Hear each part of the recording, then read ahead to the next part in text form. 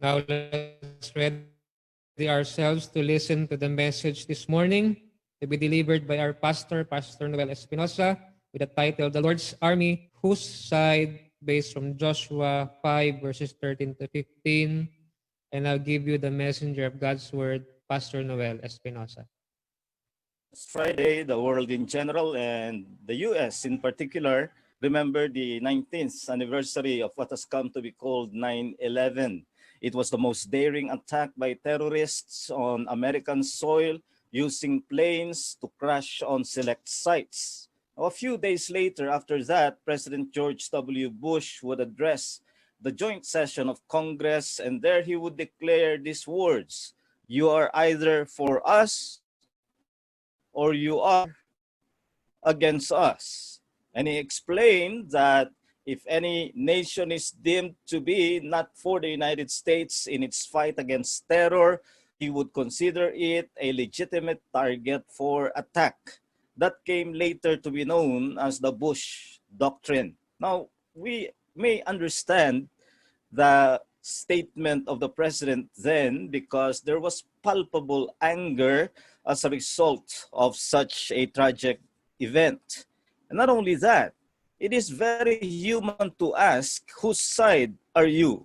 There are those times when we demand of people's side in reference to us. Whose side are you? If we think the issue is important enough, we want to know who are those who on our side and who are those who are not on our side.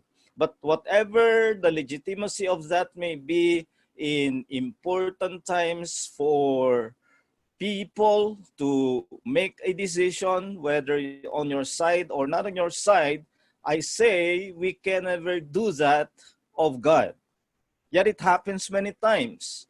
There are those who claim to be on the right side, and they do so by invoking that God is with them.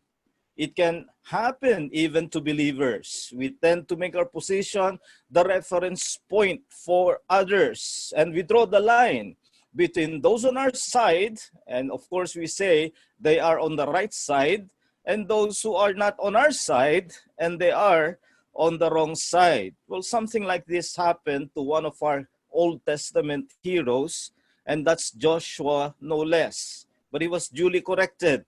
And I will show that the lesson learned is still relevant to us today, very much applicable to the church if we understand that right biblical theology sees the church as fulfilling what Israel was promised in the Old Covenant. Now, some say and charge that this is replacement theology. It is not.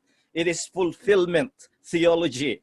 We are saying that what God promised to Israel in the Old Testament is being fulfilled among the Jews, yes, but now it also includes Gentiles, and because they are now Jews and Gentiles, they are called by Jesus, my church. So in a sense, there is no violation of the promises of God to Israel. Jews are still being blessed, but Gentiles too. And in this present period, it is predominantly Gentiles now than Jews, but there will come a time when Jews also will predominantly be reached by the gospel. But we understand that whatever happened in the Old Testament to Israel in terms of God's covenant with them, which we call the Old Covenant, will have its application to us as a church. We are now in the new covenant. So in this light, we are going to approach the textual basis of our brief series this month,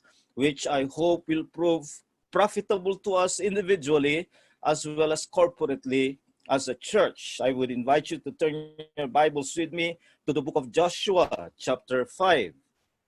The book of Joshua, chapter 5, our text really is verses 13 to 15, but to get the context, we'll begin reading from verse 8.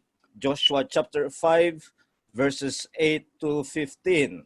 And I read, "When the circumcising of the whole nation was finished, they remained in their places in the camp until they were healed.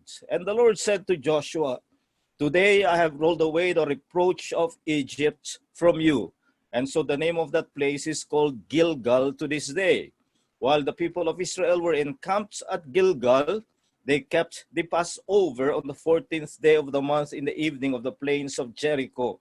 And the day after the Passover, on that very day, they ate of the produce of the land, unleavened cakes and parched grain.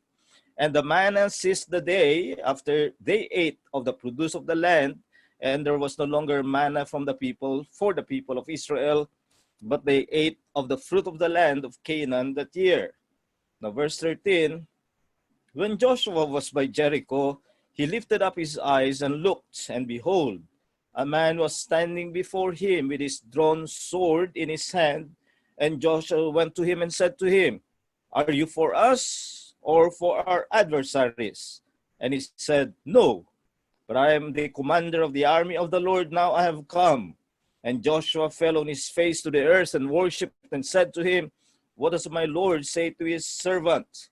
And the commander of the Lord's army said to Joshua, take off your sandals from your feet, for the place where you are standing and is holy. And Joshua did so. Now, this is an account that reports a significant turning point to the nation of Israel. They have set foot on the land of Canaan. Remember, Canaan is the promised land. And after 40 years of wandering in the wilderness, they are now in the promised land. And they are about to make conquest of the land. Remember, there are inhabitants in the land, generally categorized as the Canaanites, but that includes several peoples of the land, such as the Jebusites, Hittites, etc. And they are about to make conquest of the land. Some of them they will drive away, and some of them, the stubborn ones, they will exterminate, but others they will subjugate. But before any battle, certain things needed to be done and undone by the nation in order to be renewed. One thing that we see here done is to circumcise the new generation of males. Remember that the generation that exited Egypt, they were all slain by God in the wilderness because of their constant grumbling. Only two people who exited from Egypt were able to go through the promised land, and that's Joshua and Caleb. The rest of the people were born in the wilderness. And that means these were a group of young people, 40 years old below. And they needed to be circumcised. And remember that circumcision was the seal of God's covenant with Israel. So this is not just merely a practice of a physical kind. It was renewing Israel's covenant with Yahweh. By being circumcised, they are saying, we are a people set apart. Unlike other nations, we belong to Yahweh, and Yahweh is our God. So that was one thing that they did in order to make sure that the people are renewed and that they understood whatever they would do in the promised land, it is as the people of God, as the covenant people of God. Now, it was at this point that Joshua would have a remarkable encounter. He encountered a character who would introduce himself as the commander of the Lord's army. Now, it was Joshua who first confronted that character and asked him what for Joshua was a very natural question to ask. After all, he was preparing for battle. He was surveying the terrain of Jericho. As a good commander, he needed to do so, and he wanted to know how they would fight Jericho, the first city of the conquest of Canaan. And that's where he encountered the commander of the Lord's army, and his question was very natural. Are you on our side, or are you on the side of our adversary? Are you for us, or are you against us? That is our own natural way of thinking. Even as believers, even as a church, we want to know of people whether they are on our side or on the other side. And the character's answer was profoundly mystifying. He said, no. Now, some translations have neither. And I think that misses the force of the answer. In saying neither, the answer seems to be saying, I am neither on your side nor on the other side. But the real answer in Hebrew is no. He is saying no to the question. Your question is wrong. You're asking from a wrong starting point. It is not about your side or on the other side. It is not on whose side this commander of the Lord's army really is. And that is a very profound lesson to us. My message this morning is God's servant must seek to be on God's side, not God on his side. Ang lingkod ng Diyos ay dapat tiyakin na siya ay nasa panig ng Diyos, huwag lang angkinin na ang Diyos ay nasa panig niya. God's not God on his side. Now, when I refer to God's servant, I can apply this both to the individual believer and also to the church as a community. And how easy it is for anyone, whether believer or church, to determine whose side God is on. And of course, the conclusion always is God is on my side, God is on our side, and this is what Joshua needs to learn through this encounter. And so we must learn, even as we have our own battle to fight in this world, no longer conquest of land by military operations as Joshua is here preparing, but we have our own conquest of mission, yet the same lesson that we must understand that we are seeking to be on God's side, not so much that God is on our side. There are two lessons we need to learn from this. First, it is wrong to presume whose side God is on. Mali na ipalagay kung kaninong panig ang Diyos. It is wrong to presume whose side God is on. And secondly, it is grace to present God's side as our own. Biyaya na maitanghal ang panig ng Diyos na sariling atin. It is grace to present God's side as our own. So first of all then, it is wrong to presume whose side God is on. Now, in Joshua's original thinking, there are only two sides in a battle Israel is about to engage in. You are on Israel's side, which is on the right side, or on the side of the people of the land, the Canaanites, which are the enemy of Israel.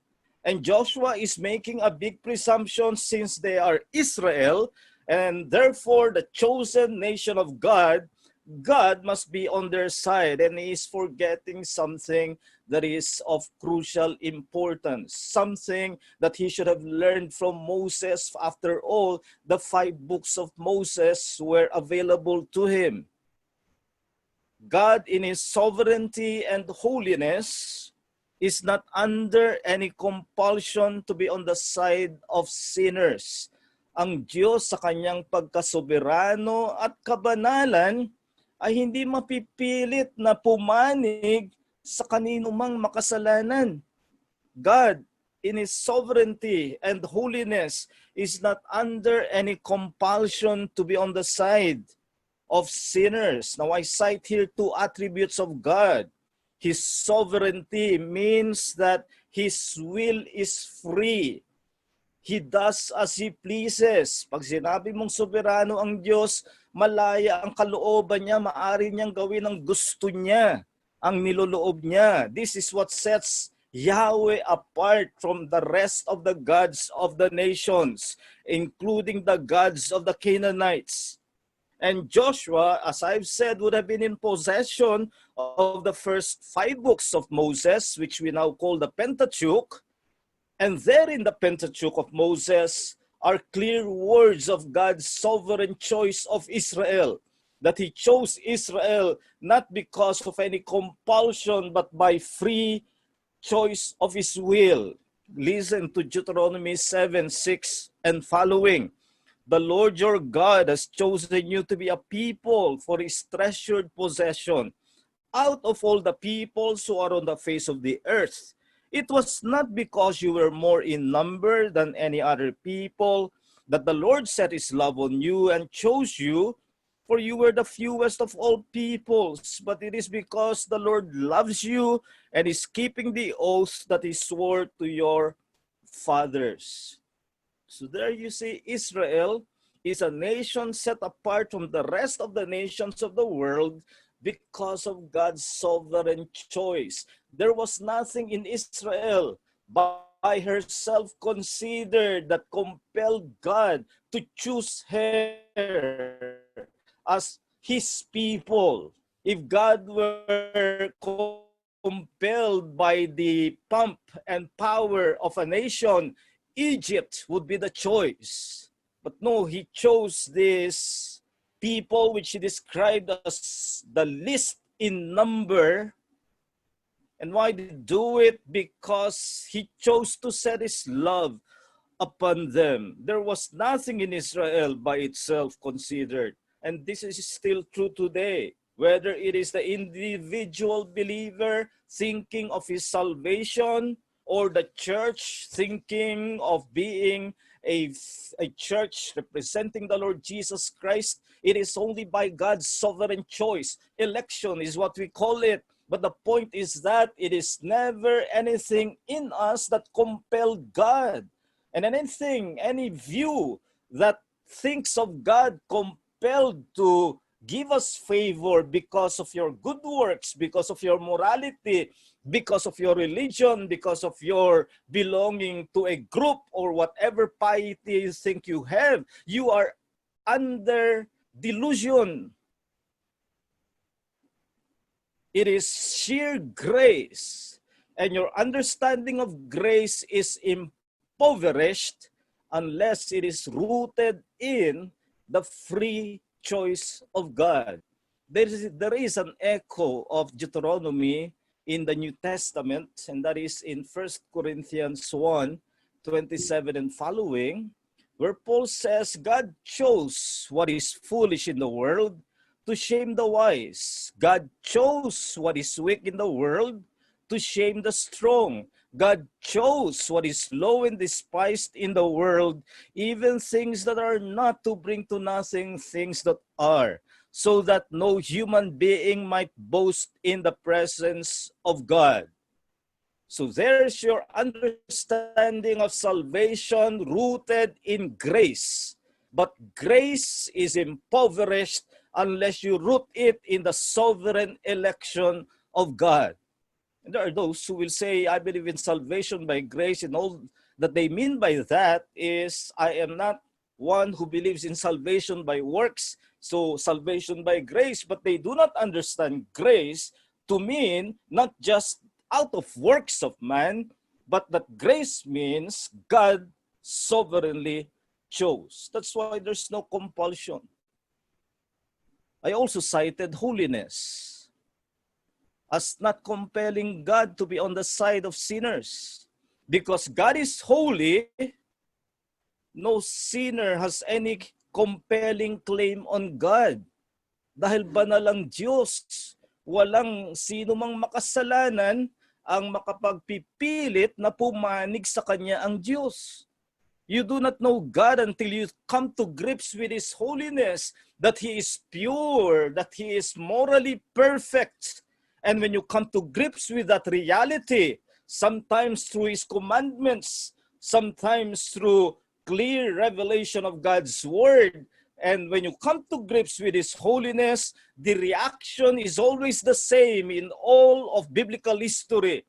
Whether it was Jacob in Bethel, Isaiah seeing the thrice holy God, Ezekiel seeing God who was upon wheels, or the book of Revelation, John seeing the Lord in His majesty. The reaction of all these people were to be convicted of their sins.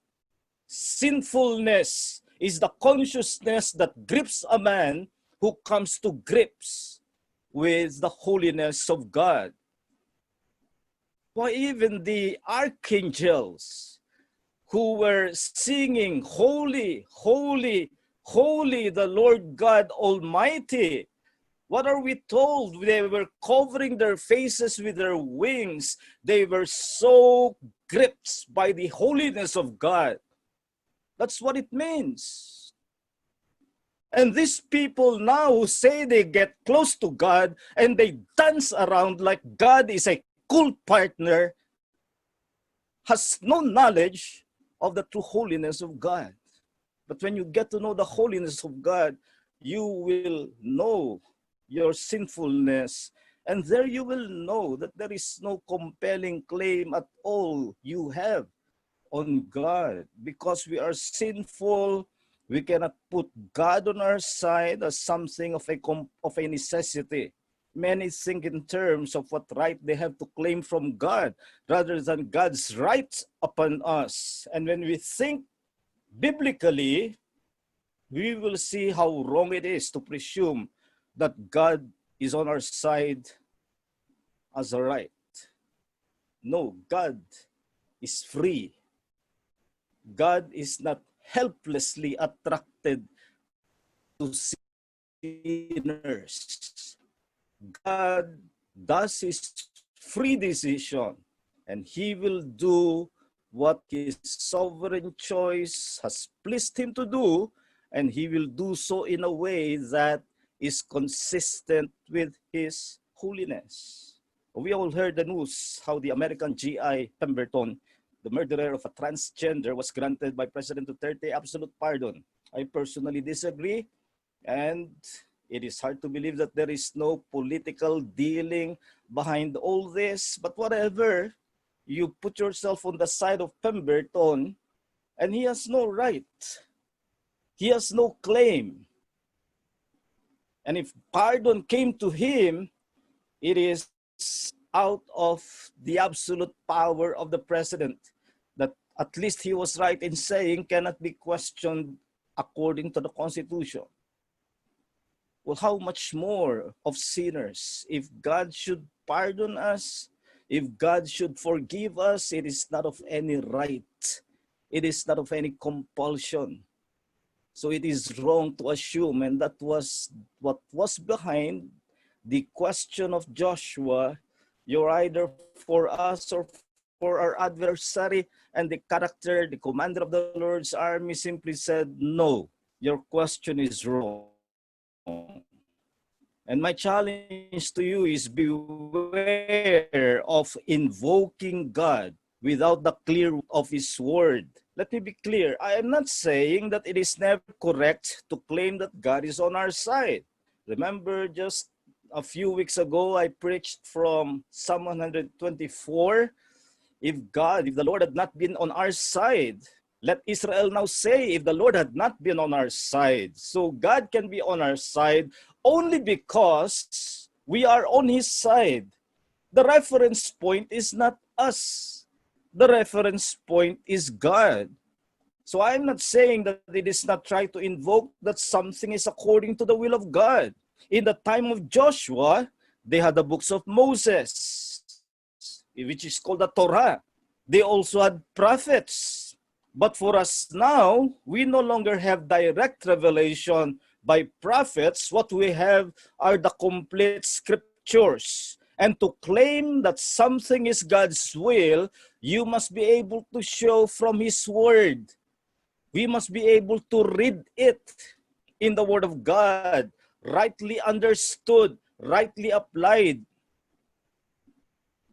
Even at a time when the scriptures were only half completed in the Old Testament, God said this in Isaiah 8:20. To the law and to the testimony, if they do not speak according to this word, it is because there is no light in them.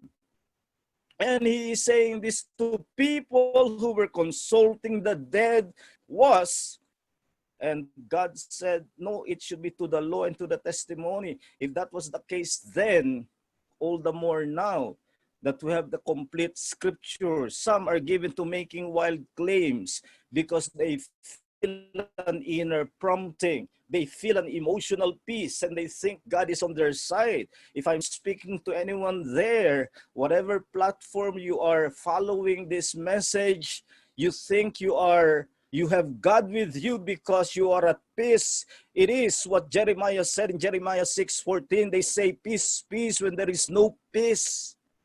It is a delusion because real peace is with Christ. It can happen even to an immature believer. His judgment of right and wrong is directed by feelings. He thinks this is the right thing because he feels so. The mature believer is directed by his word. Listen to Hebrews 5:13 and 14.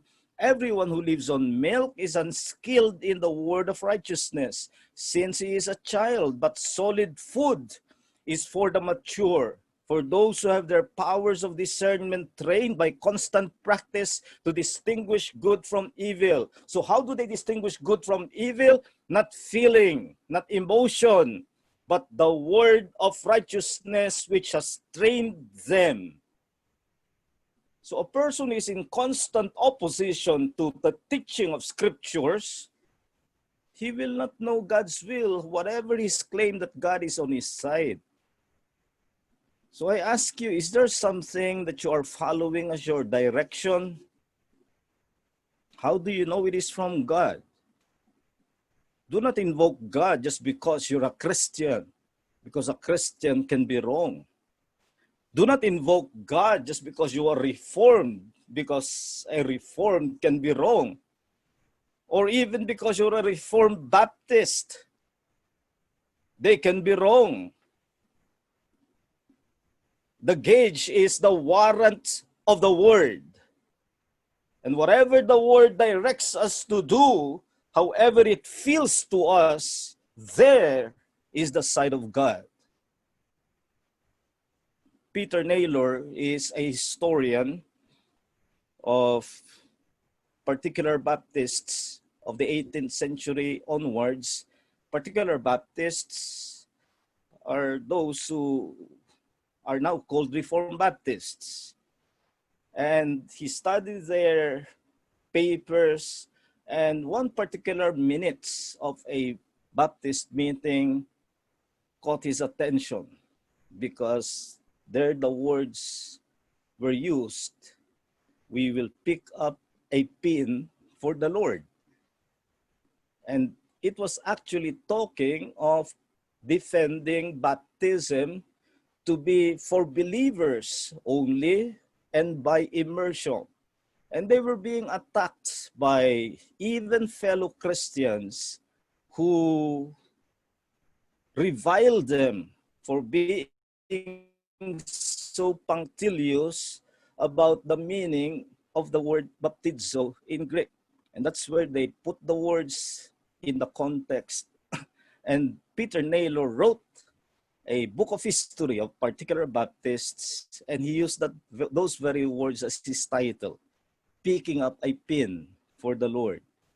Kung kailangan mong pumulot ng karayom para sa Panginoon, kung ito ang sinabi ng kanyang salita, ay gawin mo. Now, are we of that disposition? We seek God's side, and where the word of God leads, there the side of God is, even if picking up a pin for the Lord. But it is wrong to presume whose side God is on. But secondly, it is grace to present God's side as our own. When Joshua confronts the stranger, are you for us or against us? The answer was no. In other words, even if you are Israel and rightly claim to be the chosen nation, you do not own God by nature. God owns you, and you are only on his side, and his side becomes your own by grace. This is true of Israel in the Old Testament, and its fulfillment in the New Covenant. This is true of the Church of Christ. So for today's relevant application, we are saying the church is chosen by grace to represent God's side in the world. It's like the Israelites coming to Canaan. For many years, the Canaanites, the many peoples under the umbrella of the Canaanites, were living their lives without concern for Yahweh, without concern for the true God. They had their own gods, they had their own way of life, they had their own religions. And now the Israelites were coming, and for the first time, they will be confronted with a true God. They must submit or they must be subjugated, even exterminated. The first city to feel their presence would be Jericho. God's side is here because the Israelites are here. So when what Israel became to the inhabitants of Canaan, the church is to be to the people of this world. The church represents God's side as a matter of grace, not naturally as our own. That's why we need to refresh that we are people of grace. That's exactly what Joshua does. Before any conquest of any city in the land, they settled in Gilgal, and the first thing they did was to circumcise all the uncircumcised males to renew their covenant with Yahweh. Not only that, for the first time, they had their Passover celebration in Canaan. All the while it was done in the wilderness, now it was in Canaan. And what is the Passover? The Passover recollects their redemption from Egypt. So what Joshua was doing was refreshing the Israelites on the eve of the battle. Do not forget that you belong to the covenant of Yahweh. Do not forget that you are redeemed by the Lord. And so the church, if it is to be effective in its own battle, we must not forget that what we represent is God's side. We are in covenant with God through Jesus Christ, and we are redeemed from sin by Jesus Christ. And when the church is faithful to that identity, she will speak a voice that the world will fight. And we must get ready for the battle as Joshua is doing in this passage. And then the encounter transpires, but with the assurance that the commander of the Lord's army will be their leader, the unseen leader in all the operations of the Israelites. Last Friday, I watched a very interesting documentary remembering 9/11, and it is about Air Force One, the plane of the president. And for the 9 hours after the planes crashed on the Twin Towers, then the Pentagon, the president was helpless in communicating to his people. He wanted to go back to Washington. That's President George W. Bush. But the Secret Service would not allow him. So here was the most powerful man on earth, supposedly helpless, at least for several hours. That doesn't happen to our Lord. He will be active. We will learn that more as we go through this series. But Joshua needed to learn that the Israelites represented the side of Yahweh. So must we. As a challenge to us as a church, let us manifest in our life of faith and in our church life the readiness to fight for God. Our fight is no longer by military operations as it was with the Israelites claiming Canaan, but we must be ready for our own responsibility. We must do the fighting. There is an interesting note here. One thing that was undone. The manna stopped from being provided from heaven.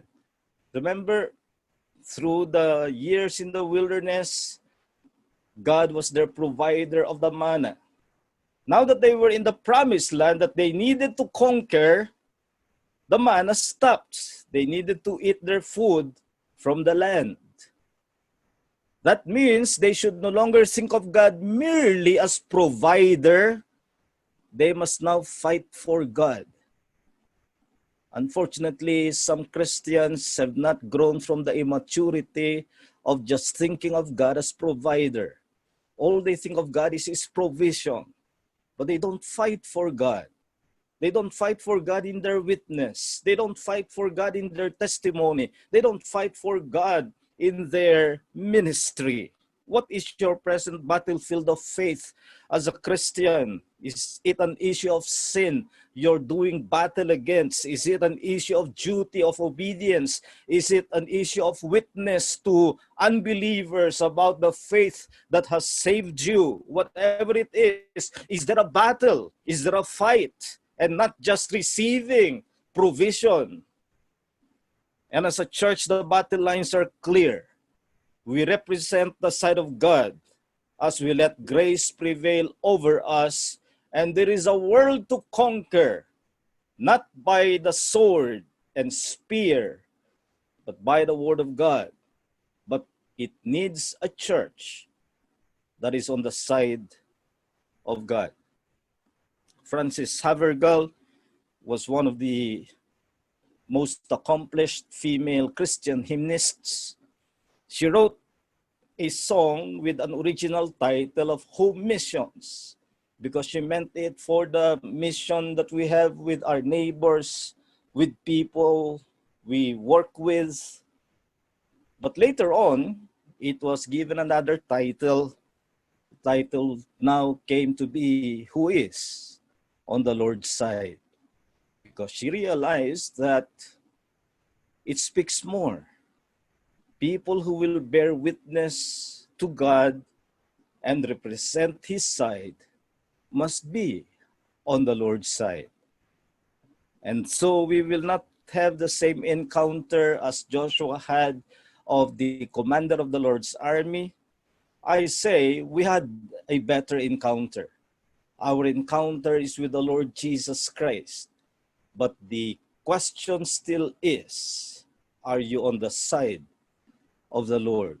Our response song will be that of Frances Havergal's Who Is on the Lord's Side, who will serve the King, who will be His helpers, other lives to bring. And may we answer those questions with the right response, not asking the Lord to be on our side, but committing ourselves to be on the side of the Lord.